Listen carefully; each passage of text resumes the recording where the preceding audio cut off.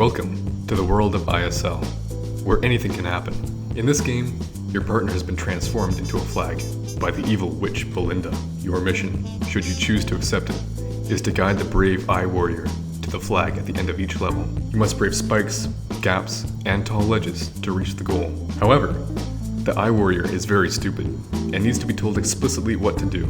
Luckily, he has a very good eye, so he can spot blocks from far away. Our language is event-driven, where the player writes rules that specify conditions and actions. The player always walks forward, and the rules are evaluated continuously. For example, the player can look 3 blocks ahead for a solid tile, and once they spot one, they can jump. The player can also specify a jump power, in case they need the extra height.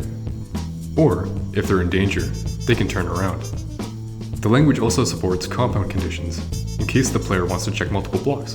During our first round of user studies, we showed our participants 3 example programs so they could get a feel for the language. We then gave them 3 brand new levels and asked them to solve them. Overall, the event-driven nature of the language was understood quite well. One important source of frustration was the jump action. Our participants wanted more control over their jumps. One wanted to give coordinates of where they should land. We felt that this might lead to a lot of ambiguity as to how the jump arc would play out. We agreed that more control was a good idea, so we introduced variable distances and heights. To keep things semantically consistent, the player specifies the distance, then height, up to a maximum of 4 blocks long and 3 blocks high. We felt like this reinforced that the jump powers are measured in blocks. One participant found that they were writing rules with identical conditions, but different actions, intending for them to take place in quick succession. In light of this, we decided it made sense to allow compound actions. This also increased syntactic consistency, since we also supported compound conditions. Finally, one of our participants mentioned that it would be useful to have something like a for loop. We felt like that didn't fit with the language, but we recognized the desire to count blocks within a bounding box. Or, instead of counting, they can check if they're all a single type. With these language changes in mind, we began hacking away. The game is built with Pixie.js and packaged into a web app. The program input uses a Monaco editor, which also has simple syntax highlighting and autocomplete.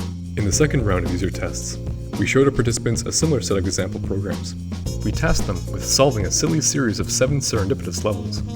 All participants were successful in clearing the challenges laid before them. They also found the extra jump control to be useful in solving them.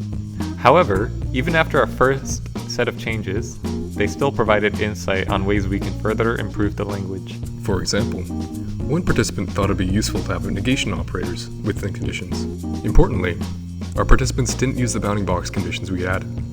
We're unsure if this is a fault of the levels or of the language itself.